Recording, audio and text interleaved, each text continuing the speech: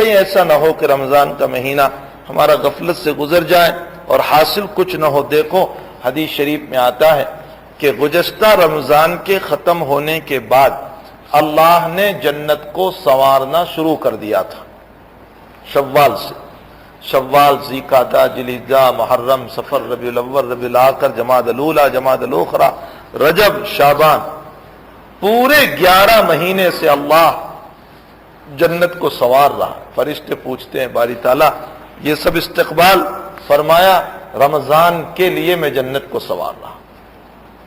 اللہ تو اس رمضان کے استقبال میں سال بھر سے جنت کو سنوارتا ہو، اور میرا اور آپ کا حال یہ ہے کہ 10 دن میں ہم پر رمضان طلوع ہونے والی ہے، لیکن ہم نے کوئی اللہ سے دعا نہیں کی کہ اللہ اس کے انوار سے ہمیں مالا مال کرنا، اس کی برکتوں سے ہمیں مالا مال کرنا۔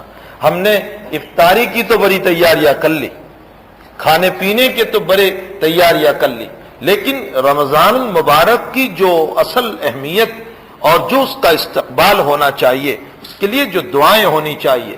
میرے نبی علیہ الصلوۃ والسلام جب چاند دیکھتے تھے تو کیا دعا پڑھتے تھے؟ ترمذی شریف کی روایت ہے، اللہم احلہ علینا بالامن والایمان، اے اللہ ہم پر چاند طلوع ہوا امن و ایمان کے ساتھ، والسلامتی والاسلام، اور اے اللہ سلامتی اور رشد و ہدایت کے ساتھ یہ چاند ہم پر طلوع ہو۔ ربی و ربک اللہ، میرا رب بھی اللہ ہے اور یہ چاند تیرا رب بھی اللہ ہے۔ ہلال رشد و خیر، یہ چاند رشد و ہدایت لے کر کے ہمارے اوپر طلوع ہو۔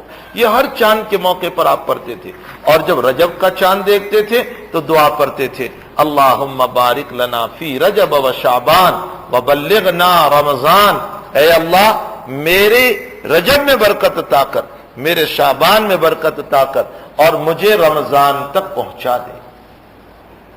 آقا شعبان میں کثرت سے روزہ رکھتے تھے، بہت روزے رکھتے تھے۔ وجہ کیا ہے؟ محدثین نے ایک وجہ تو یہ لکھی کہ آپ کی ازواج مطہرات جو گزشتہ رمضان کے روزے حیض کی وجہ سے چھوٹ گئے، وہ شعبان میں قضا کرتی تھی۔ آپ کی بیویاں جو ہیں امہات المؤمنین، وہ ان روزوں کو قضا کرتی تھی، تو اللہ کے حبیب بھی سوچتے تھے چلو بیویوں کا روزہ ہے تو میں بھی رکھتا رہوں ساتھ، آپ بھی رکھتے تھے۔ اور بعض لوگوں نے یہ وجہ لکھی ہے کہ آنے والے مہینے کے استقبال میں آپ روزے رکھتے تھے، اتنا اہتمام فرماتے تھے نبی اکرم صلی اللہ علیہ وسلم اس مبارک رمضان کا، جو عنقریب ہم پر جو طلوع ہونے والا ہے، جو انتہائی درجہ خیر و برکت لے کر کے آنے والا ہے۔ ابھی کچھ روایات آ رہی ہے جس سے فضائل مناقب اس سے معلوم ہوں گے۔ آپ دیکھ لیجئے اللہ کے حبیب پاک صلی اللہ علیہ وسلم کا معمول گرامی رمضان کے اندر کثرت سے تلاوت قرآن کا تھا، حتیٰ کہ جس سال آپ دنیا سے رخصت ہوئے اس سال جو رمضان گزرا، اس رمضان میں تو 2 دور فرمائے۔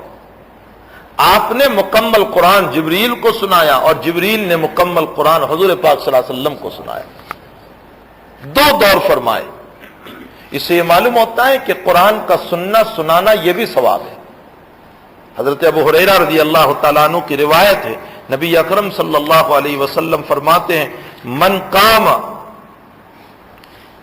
تراویح کی فضیلت کے سلسلے میں فرماتے ہیں من قام رمضان ایمانا و احتسابا غفر له ما تقدم من ذنبی، فرمایا جو دل کی خوشیوں کے ساتھ، بوجھ سمجھ کر نہیں، خوشیوں کے ساتھ اور اخلاص کے ساتھ تراویح میں کھڑا رہے گا، اللہ اس کی زندگی کے اگلے سارے گناہوں کو معاف کر دے گا۔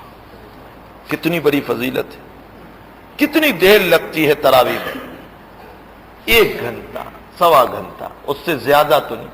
اس میں بھی بعض لوگ یہ چاہتے ہیں قرآن جلدی پڑھا جائے، قرآن سکون سے پڑھیں، قرآن اطمینان سے پڑھیں، قرآن دل پر لگنے والا ہو۔ رمضان کی سب سے بڑی عبادت ہی تلاوت قرآن ہے، سب سے بڑی عبادت تلاوت قرآن، اس لیے کہ قرآن کے اترنے کی ابتدا رمضان ہی سے ہوئی ہے۔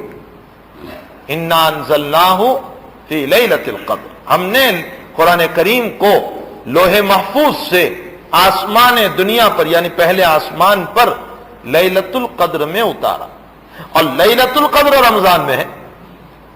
دوسری جگہ اللہ فرماتے ہیں شہر رمضان الذی انزل فیہ القرآن، رمضان کا مہینہ وہ ہے جس میں ہم نے قرآن کو اتارا۔ تو قرآن کریم کو رمضان کے ساتھ خاص مناسبت، اور عجیب ہے ہمارے مدرسے